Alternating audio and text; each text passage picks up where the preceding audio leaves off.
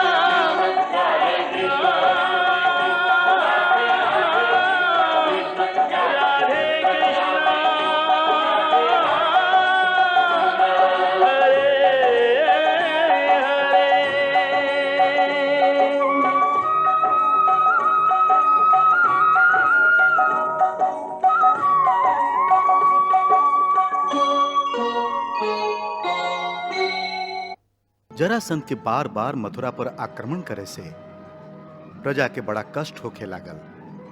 यही से भगवान श्री कृष्ण विचार कैलन कि मथुरा वासियन के मथुरा से अलग हटा के कोनो नया नगर में ले जाई जाए।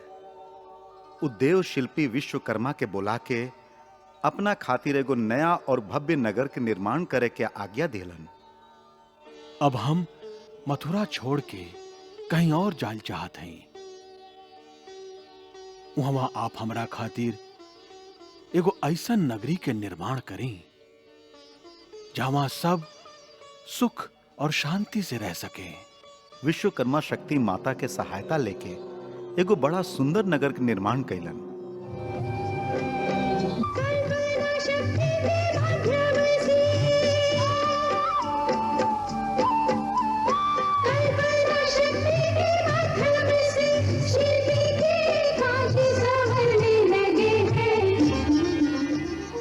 जेकर नाम रहे द्वारिका।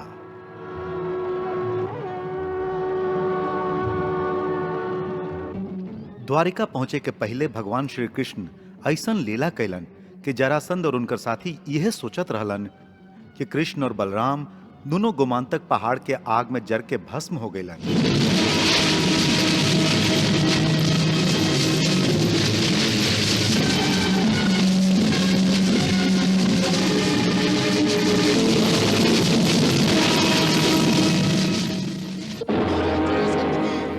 जरासंध अपना के मथुरा के सम्राट घोषित करके बहुत खुश भये। महाराज जरासंध के, महाराज जरासंध के, महाराज जरासंध के, महाराज जरासंध के, महाराज जरासंध के, महाराज जरासंध के, महाराज जरासंध के, महाराज जरासंध के, महाराज जरासंध के, महाराज जरासंध के, महाराज जरासंध के। आज हम मथुरा के अधिपति हैं। आज हमार मुकुट में मथुरा नाम के एगो नया हीरा जड़ दिहल गइल बा। समस्त राज्य और राजा के सूचना भेजवा दिहल जाए। विशेषकर हस्तिनापुर के महाराज धृतराष्ट्र के सूचना भेजवा दा कि मथुरा पर अब यादवन के ना जरासंध के राज्य बा।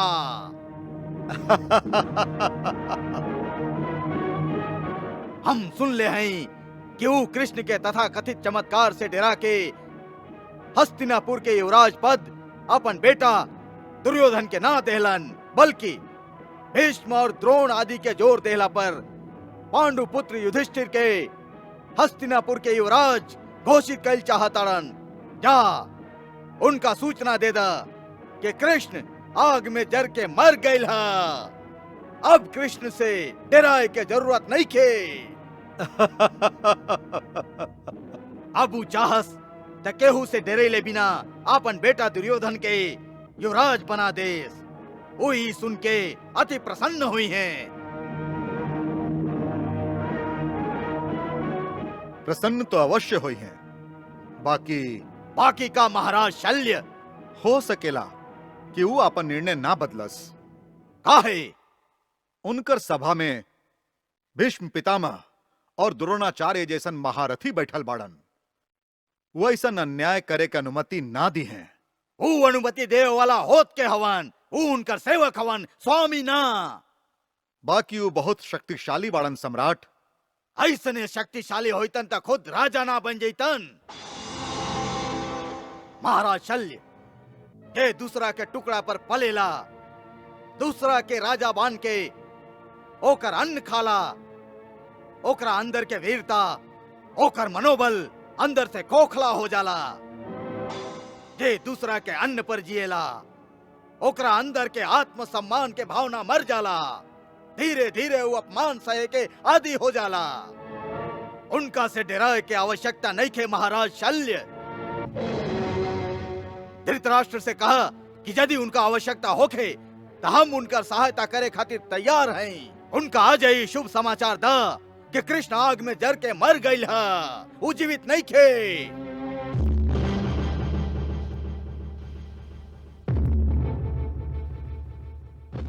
वाह वाह, कितना सुंदर समाचार लेके आयल बड़ा कि कृष्ण और बलराम दोनों गोमांतक पर्वत के आग में जर के भस्म हो चुकल बाड़न। तू तो हमरा सूखल मन के बगिया में सावन के जल बरसा दिला। ला ला राजदूत, ला अपन उपहार ला।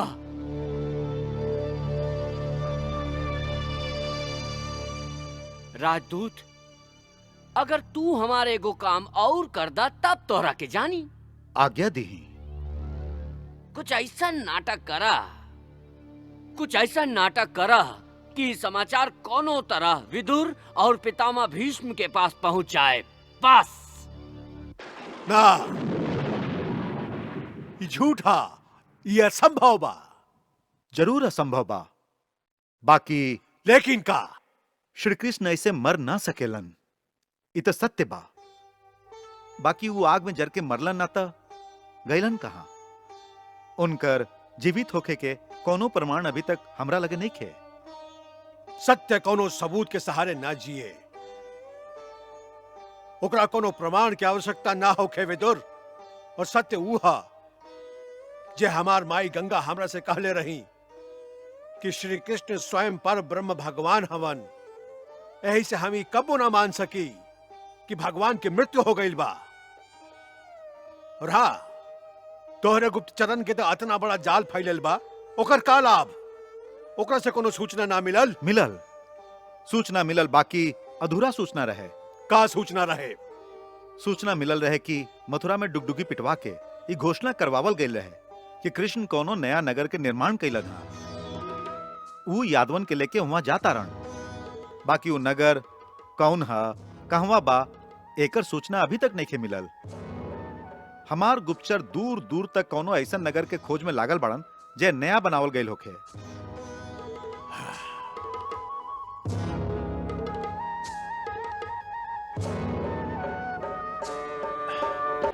जीजाजी, जीजाजी,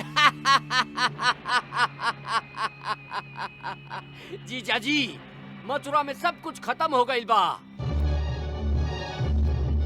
यदुवंशियन के दीपक बुझ गईल बा। गोमांतक पर्वत पर कृष्ण और बलराम दोनों खत्म हो गईलन। कैसे? महाराज जरासंध उनका के जरा के भस्म कर देलन। ऐसा हो सकेला न शकुनी? हो सकेला ना, हो चुकल बा जीजाजी, कहीं हो चुकल बा। अब उग्रसेन ना, महाराज जरासंध मथुरा के सम्राट बाड़न और हमरा लगे तो उनकर गुप्त समाचार भी आ चुकल बा कि दुर्योधन के हस्तिनापुर के युवराज घोषित कर दा। काऊ हमार दुर्योधन के पक्ष में बाड़न? काहे ना होई है जीजाजी, काहे ना होई है। हाँ, अगर ओ समय आप हस्तिनापुर के सेना के उग्रसेन के सहायता खातिर भेज देले होती तो परिणाम कुछ और होखत बाना। बेशक।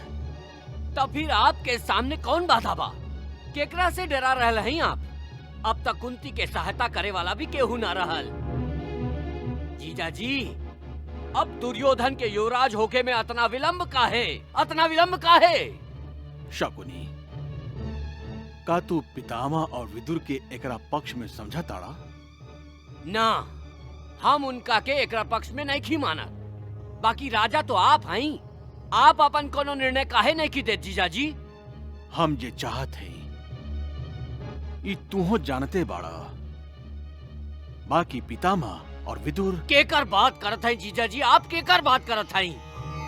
का आप अपन नौकर से राय लेके राज्य चलावे चाहत हैं? अरे वो दोनों तो आपके टुकड़ा पर पले वाला याचक बाड़न, भिखमंगा बाड़न, भिखमंगा। अगर उनका उपेक्षा से प्रजा खुश ना रहल तब तका राज दंड आपके हाथ से छूट जाई? का कोई और राजा बन जाई? अरे राज्य से भोजन पावे वाला के गिनती तो भिखमंगन में कल जाला जीजाजी, भिखमंगन में। आप एक बार घोषणा करके तो देखी। उनका में इतना साहस नहीं के कि वो आपकी आज्ञा के उल्लंघन कर सकस। आप सबके सुनत हैं, ऐसे आपसे सब कहत हैं। खाली एक बार आप अपन कान बंद कर ली, फिर देखिए जीजाजी, फिर। तू ठीक कहा ताड़ा शकुनी। अब तो हमरा अपन कान बंद करही के पड़ी। ई भइल ना बात जीजाजी, ई भइल बात। अब हम लोग के देर ना करे के चाहिए महाराज। और फिर जरासंध भी तो मथुरा में हमरा पड़ोस में ही तो बाड़न। धीरज के साथ है शकुनी, धीरज के साथ है। राजनीति में तेज चलल कबो कबो हानिकारक भी हो जाला। सब कुछ तोहरा मर्जी से ही होई, मगर धीरे धीरे।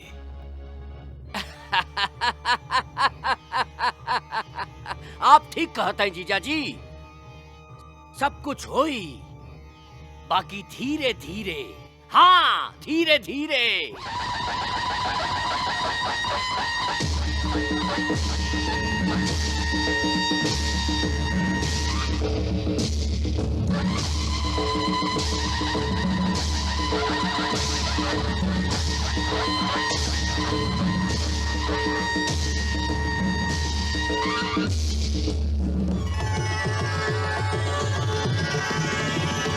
अभिवादन अभिवादन अभिवादन अभिवादन।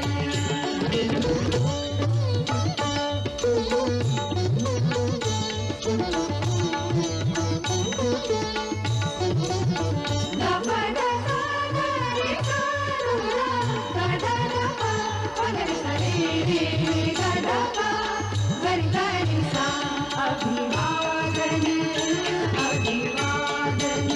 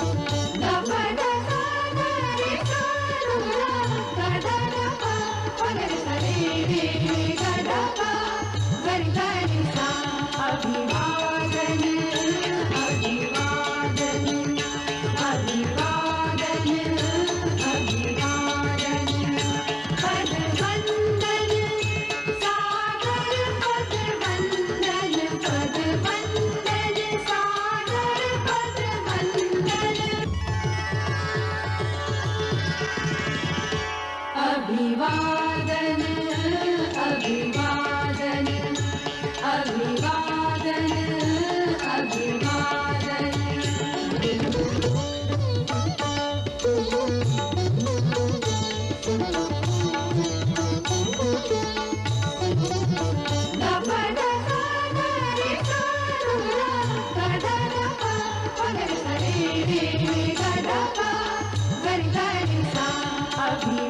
अभिवादन अभिवादन अभिवादन अभिवादन। पद वंदन सागर पद वंदन पद वंदन सागर पद वंदन।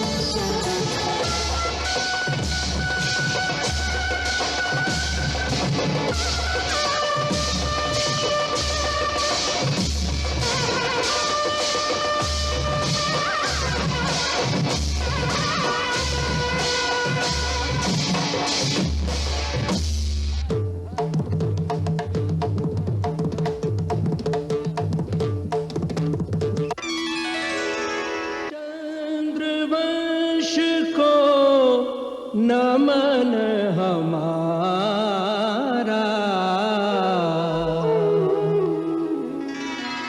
जहाँ से चली यदुवंश की धारा।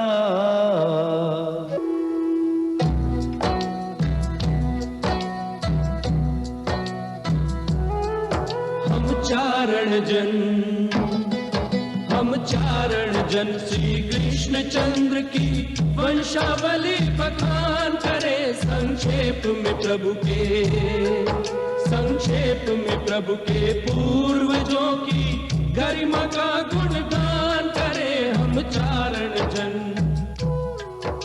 विराट पुरुष नारायण के नाभि कमल से ब्रह्मा जी उपजे। ब्रह्मा से उत्पन्न अत्रि ऋषि, अत्रि नेत्र से प्रगटे चंद्रमा, और चंद्रवंश में ही आगे चलकर हुए महाराज ययाति, और उनके पुत्र हुए महाप्रतापी यदु।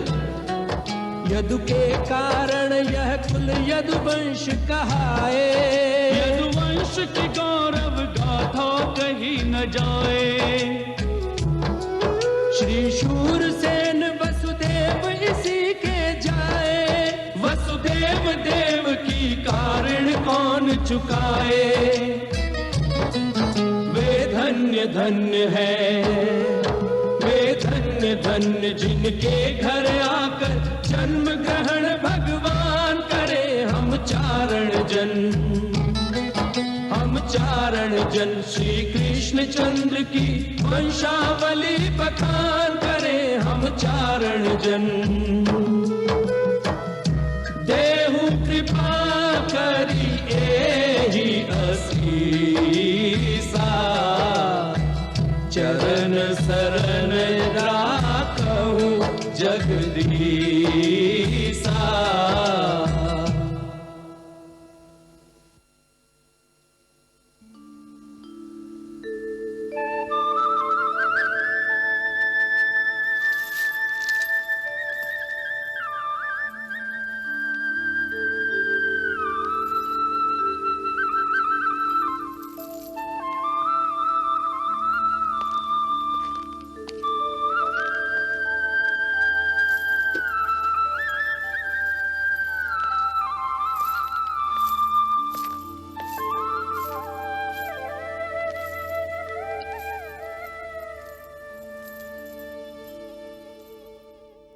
प्रभु, आप आज्ञा देले रही कि एह भूखंड के सब राजा लोग के एगो राजपत्र के द्वारा सूचित कर दिहल जाए कि आप द्वारका नाम के एगो राज्य के स्थापना कर दिले हैं,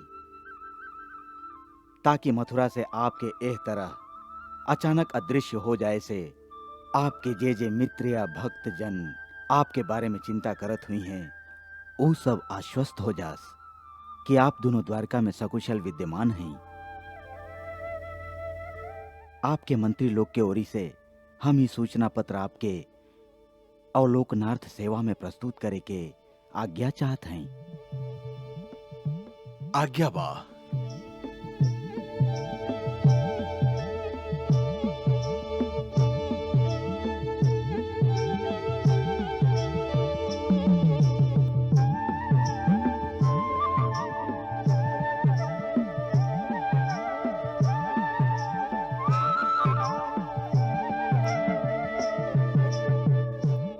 आप लोग बड़ा निम्न चिट्ठी लिखले हैं। बाकी हमरा विचार में एहमे एगो मुख्य बात के कमी बा। ओ का प्रभु? एकरा में बाकी सब सूचना ता आप दे देले हैं, बाकी एगो मूल सूचना नहीं देले कि एह नया द्वारका राज के राजनीति का हुई। हम लोगन के अपना नीति के बारे में ई जरूर लिखे के चाहिए कि एह द्वारका राज के राजनीति के पहला उद्देश्य यह होई कि एह भूखंड के सब राज्य के बीच मैत्री के संबंध स्थापित करके शांति के एगो ऐसा सुंदर वातावरण बनावल जाए जेकरा में सब प्रजा लोग आपसी बैर भाव त्याग दे और सभे निर्भय होके बिना कोनो डर के आपन आपन जीवन सुख से बिता सकस। ऐसे हम सब राजा लोगन के तरफ मैत्री के हाथ बढ़ावल चाहते हैं।